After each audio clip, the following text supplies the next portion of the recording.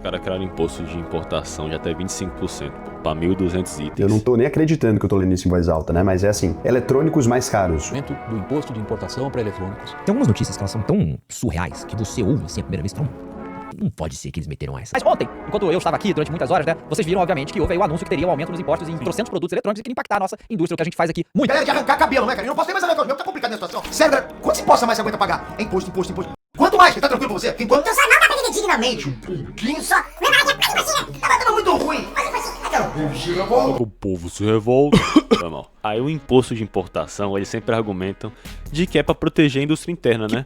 Que indústria interna brasileira que produz produto tecnológico? Se qualquer indústria que tente empreender no Brasil, eles tucham de imposto e ela não consegue funcionar. A gente paga imposto sobre bens que a gente tem, sobre o dinheiro que a gente ganha. Quando a gente vai gastar um produto, a gente paga imposto também. Tem inflação, né? Que é o Estado imprimindo dinheiro. Essa carga intensa de impostos é algo complicado. Porque ele complica o que é simples. No Brasil, se cobra muito imposto sobre consumo e pouco imposto sobre renda e patrimônio. Cobra-se errado, inclusive, sobre renda e patrimônio. Exato.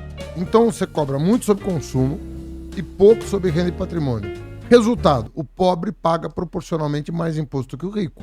Nosso sinistro do desenvolvimento mostra com perfeição que ele entende exatamente a bosta que está sendo feita, aumentando os impostos sobre o consumo, indo na contramão daquilo que ele mesmo não, mas ele falar que cobra pouco imposto sobre renda e patrimônio também já foi um exagero, né? Convenhamos.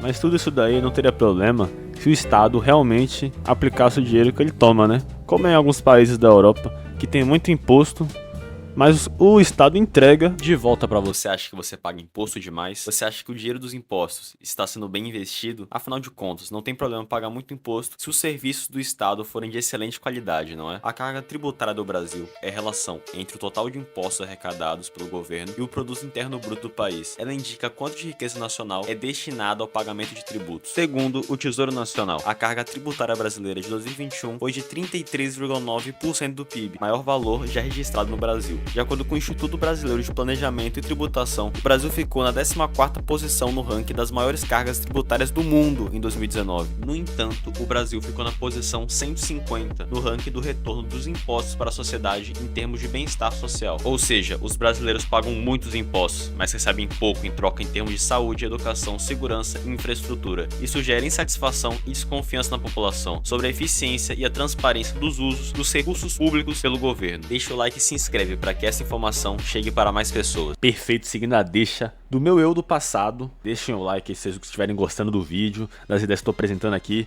E se não estiverem gostando, escrevam um comentário esculhambando o meu vídeo. E continue, me acompanhe, venham comigo, se inscreva.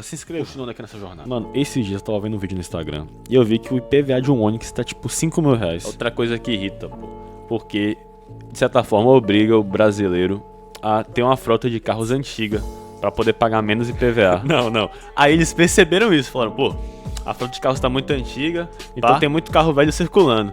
Bora botar uma vistoria veicular obrigatória, que eles vão ter que pagar a vistoria, e quem não tiver se adequando, vai ter que adequar o carro. Se não tiver dinheiro, a gente toma o carro. É manteiga. Estão querendo atrasar seu lado, pai. PL 3.507 de 2025. Vistoria obrigatória para carro com mais de 5 anos. Uma bosta de proposta que é para te atrasar e dar mais motivo para os caras te dar multa e te prejudicar. Provavelmente. Tem nada de provavelmente, aqui é apenas fatos, meu filho. O governo também estava vendo a modificação da forma como é calculado o IPTU.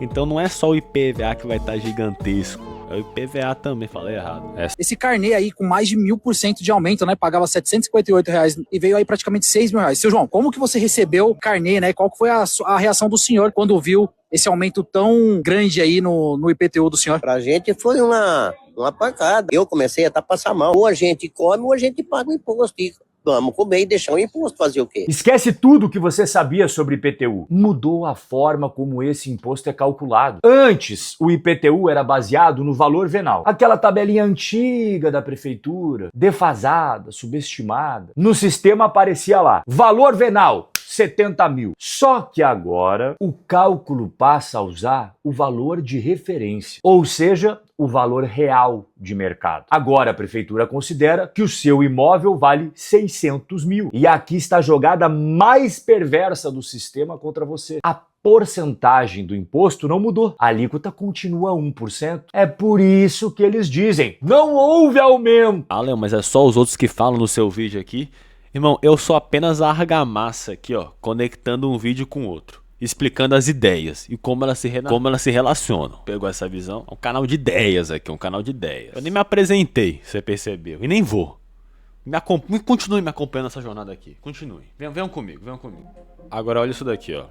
O IRBS, que é o Índice de Retorno de Bem-Estar à Sociedade, é um estudo do IBTP que avalia a eficiência de gestão pública ao cruzar a carga tributária com o IDH, que é o Índice de Desenvolvimento Humano. O Brasil, ele tem ficado em último lugar, no 30º, entre os países com maior carga tributária há 14 edições consecutivas. Ou seja, cobra muito e entrega pouco. Mas é o seguinte, quando o governo ele aumenta o imposto, ele no curto prazo arrecada mais. Mas num prazo médio, inclusive dentro do período do mandato, em menos de 4 anos, o que acontece na verdade é que, a depender do tamanho do aumento de imposto e onde a gente já está posicionado em questão de carga tributária, o que acontece na verdade é a redução da arrecadação por parte do governo. Por quê? É o conceito da curva de Laffer. Ela diz basicamente que quando a gente tem 0% de carga tributária, o governo não arrecada nada, 100% também não arrecada nada.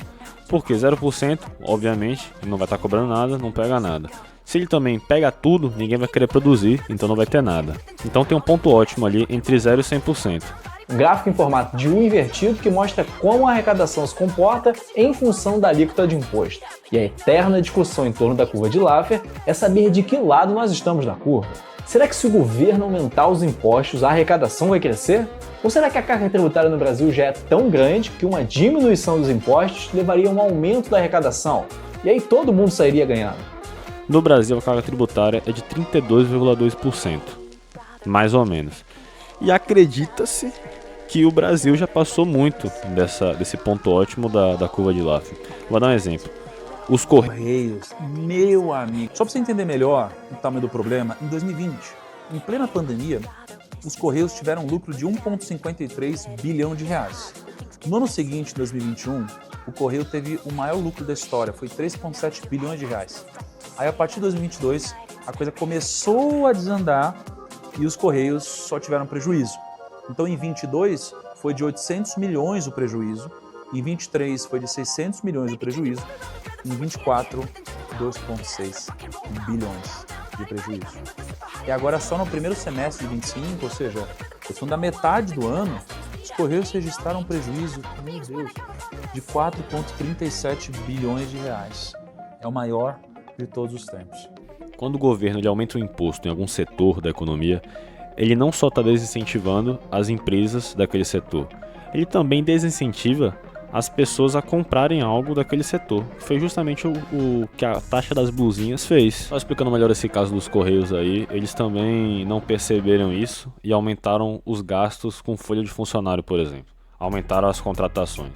Aí o prejuízo foi esse. Foi não visualizar o cenário econômico e também o governo ter tomado uma decisão que ia de contra os interesses dessa empresa, que é estatal. Senhoras e senhores, teria apenas uma última coisa que eu gostaria de pontuar hoje aqui, que é a pirâmide de gastos e receitas de um país, onde basicamente empregadores e empregados do serviço privado pagam as contas do governo, enquanto é um custo para o governo.